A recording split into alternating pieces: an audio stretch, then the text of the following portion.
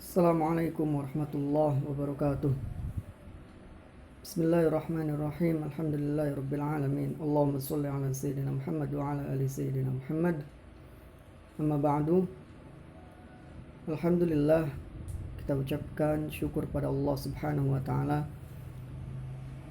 Pada kali ini kita kembali berjumpa dalam rangka pembelajaran jarak jauh pendidikan agama Islam dan budi pekerti. Insyaallah semuanya dalam keadaan sehat walafiat. Amin ya rabbal alamin. Salawat serta salam marilah kita haturkan kepada Nabi kita Nabi Muhammad sallallahu alaihi wasallam, yang insyaallah dengan berselawat kepada baginda Nabi segala dosa akan diampuni oleh Allah dan segala hajat kita akan dikabulkan oleh Allah Subhanahu wa taala. Amin ya rabbal alamin. Teman-teman semuanya, insyaallah pada hari ini dalam keadaan sehat walafiat. Pada kali ini kita akan belajar pendidikan agama Islam bab 1, yaitu tentang aku selalu dekat dengan Allah Subhanahu wa taala. Marilah kita sebelum memulai materi pada hari ini, kita berdoa terlebih dahulu, khususnya untuk kita, keluarga kita, dan guru-guru kita semua. Semoga dalam keadaan sehat walafiat, dan semoga Allah Subhanahu wa taala selalu memberikan rezekinya kepada kita semua. Ala hadhihi niyyah wa ala kulli niyyatin shalihah. Al-Fatihah.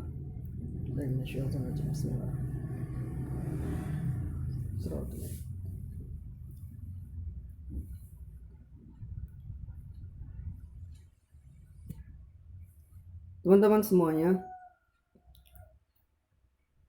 ada satu kisah teladan yang harus kita ambil pelajaran dan hikmahnya untuk kita sama-sama mengetahui, mengambil pelajaran ibrah, yaitu kisahnya Nabi Ibrahim alaihissalam.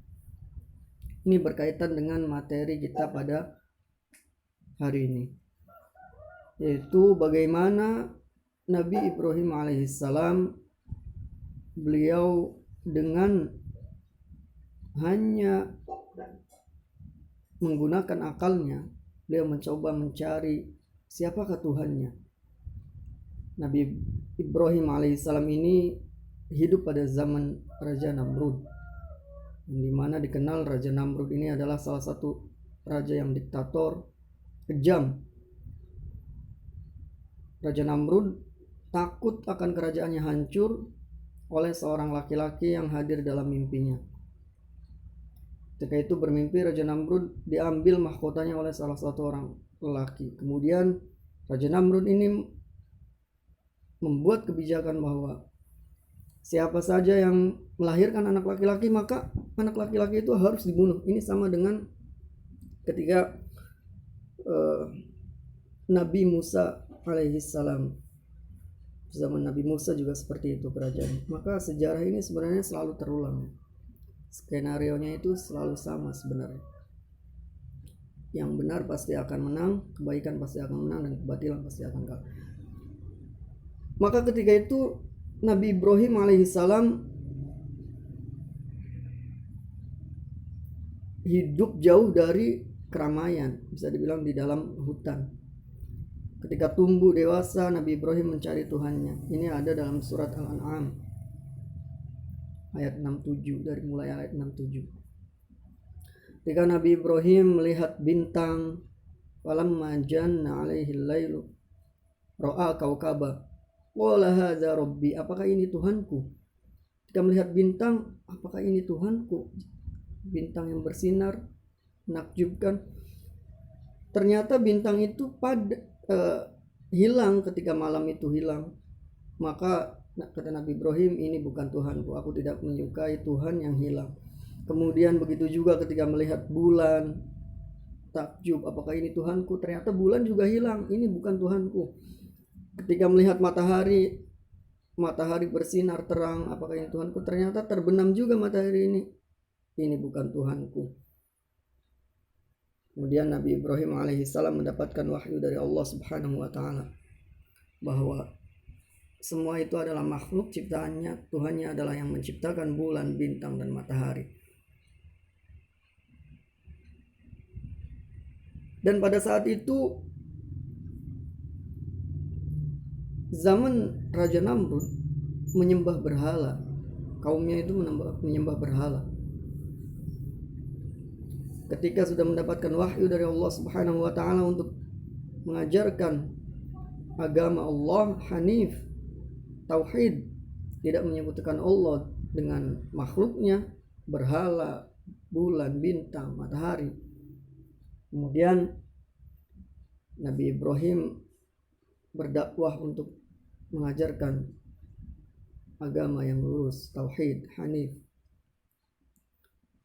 Ketika itu Nabi Ibrahim mendatangi berhala-berhala kaumnya Raja Namrud. Dihancurkanlah berhala-berhala tersebut. Ketika dihancurkan, Nabi Ibrahim menggantungkan kapaknya pada berhala yang paling besar. Murkalah Raja Namrud ini, sangat murka. Ketika sangat murka, Raja Namrud mengatakan kepada seluruh prajuritnya, cari siapa yang menghancurkan berhala-berhala ini. Ternyata Nabi Ibrahim lah yang dituduh. Ketika Nabi Ibrahim ditangkap kemudian diadili, mengapa engkau menghancurkan berhala-berhala ini, wahai Ibrahim? Bukan aku, wahai Namrud. Aku tidak menghancurkan berhala-berhala ini. Siapa lagi kalau bukan engkau yang selalu membenci berhala-berhala ini, kata Raja Namrud. Kemudian Nabi Ibrahim mengatakan, saya tidak tahu menau, silahkan saja, mungkin itu tanya saja sama berhala yang paling besar, karena kapaknya saja masih menggantung di berhala yang paling besar. Kemudian Raja Namrud menjawab, bagaimana mungkin berhala bisa menghancurkan berhala yang lain? Ketika itu juga Nabi Ibrahim mengatakan, seperti itulah bagaimana mungkin patung berhala yang tidak bisa apa-apa engkau sembah sebagai Tuhan. Bagaimana mungkin berhala itu mampu menolongmu? Kemudian Raja Namrud dengan hati yang buta dan tidak mendapatkan petunjuk dari Allah, dengan kesombongannya tidak mau menerima kebenaran yang telah tampak di depan matanya. Akhirnya dibakarlah Nabi Ibrahim alaihissalam. Ini di dalam Al-Quran telah dijelaskan bahwa salah satu mukjizat yang paling besar Nabi Ibrahim adalah ketika dibakar dalam api, kemudian api tersebut tidak mampu membakar Nabi Ibrahim. Ya narukuni bardaw wa salamun ala Ibrahim. Allah mengatakan, wahai api, jadilah dingin dan selamatkanlah Nabi Ibrahim. Ketika itu api membakar Nabi Ibrahim, namun tidak bisa menghanguskan Nabi Ibrahim.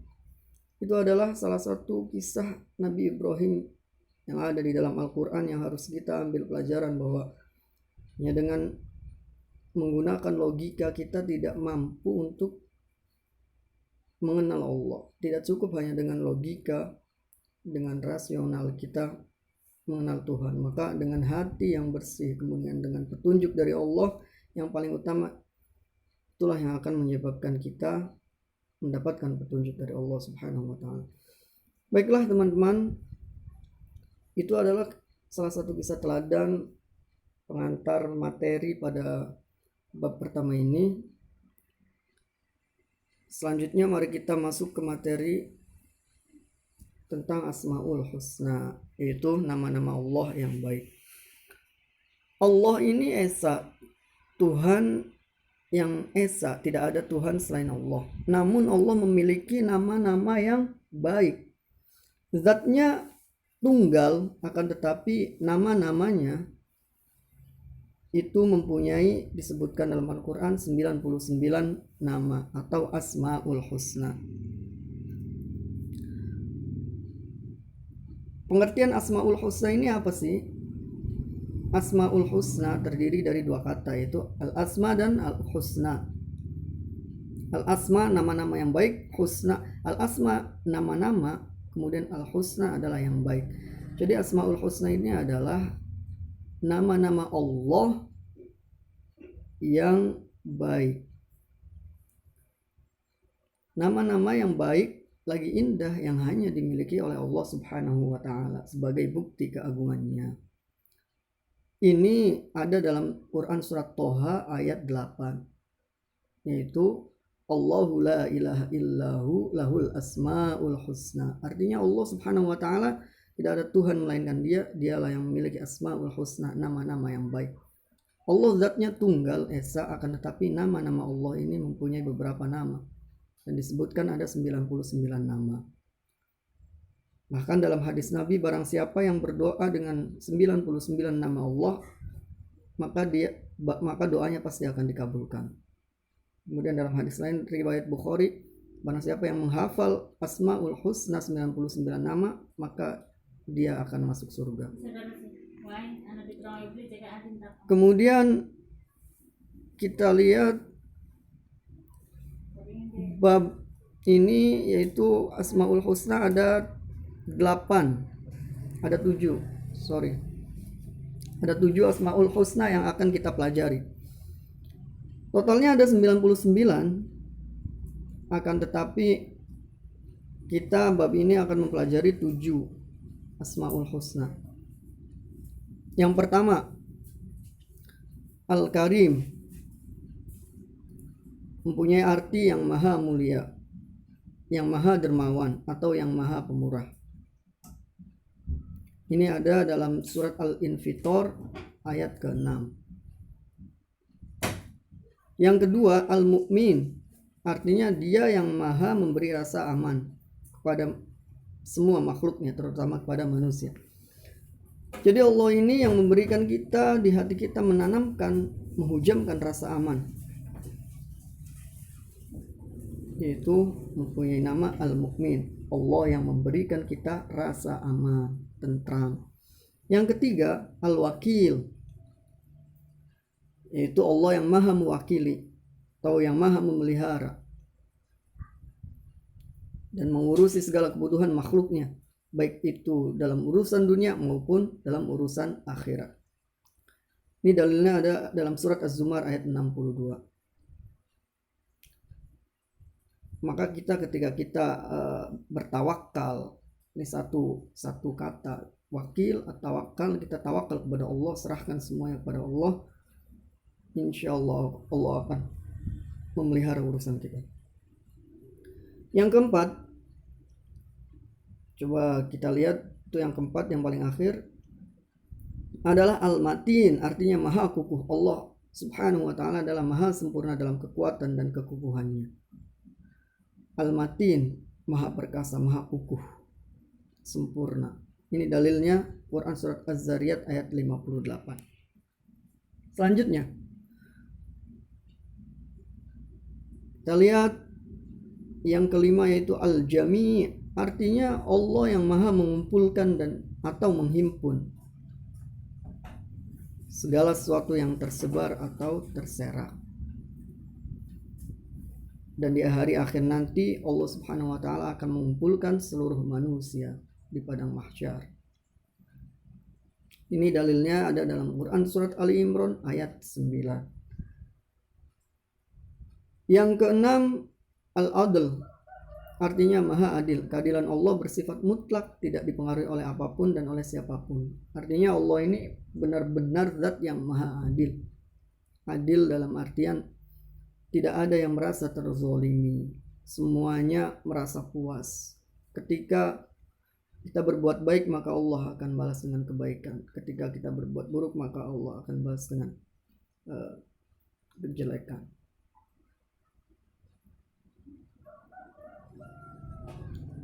Tidak ada yang terzolimi oleh Allah Subhanahu wa ta'ala. Mungkin di dunia ini keadilan ini masih kurang ya, masih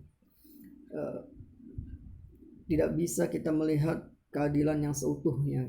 Tapi Allah Subhanahu wa ta'ala tidak demikian. Allah akan memberikan keputusan yang seadil-adilnya. Dan yang terakhir, yang ketujuh adalah al-akhir, artinya Allah yang maha akhir, yang tidak ada sesuatu pun setelah Allah. Dia maha kekal. Tatkala semuanya berakhir, hancur, ketika semua makhluk itu hancur, kiamat, akan tetapi Allah subhanahu wa ta'ala maha kekal dengan kekekalannya. Tidak ada yang kekal selain Allah subhanahu wa ta'ala. Ini ada dalam surat Al-Hadid ayat 3. Teman-teman semuanya, setelah kita tahu 7 Asmaul Husna, masih banyak 99, dari 99 tadi di bab ini kita mempelajari 7.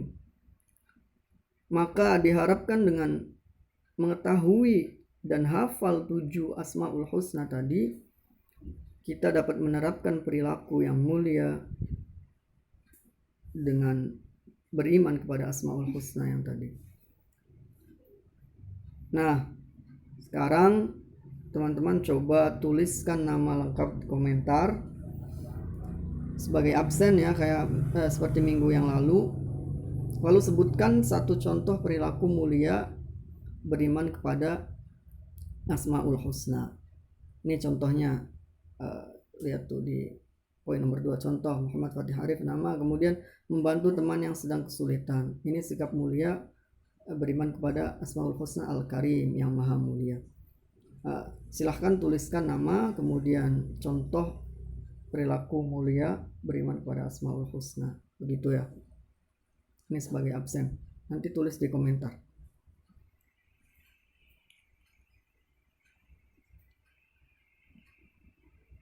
Demikianlah materi bab 1 pada hari ini. Semoga bermanfaat, dan jangan lupa absen, kemudian tadi tuliskan sikap perilaku mulianya. Jazakumullah ahsanal jaza. Semoga Allah subhanahu wa ta'ala membalas segala kebaikan yang kita perbuat, dan semoga Allah subhanahu wa ta'ala memudahkan kita dalam menuntut ilmu. Amin ya rabbal alamin. Terima kasih. Wassalamualaikum warahmatullahi wabarakatuh.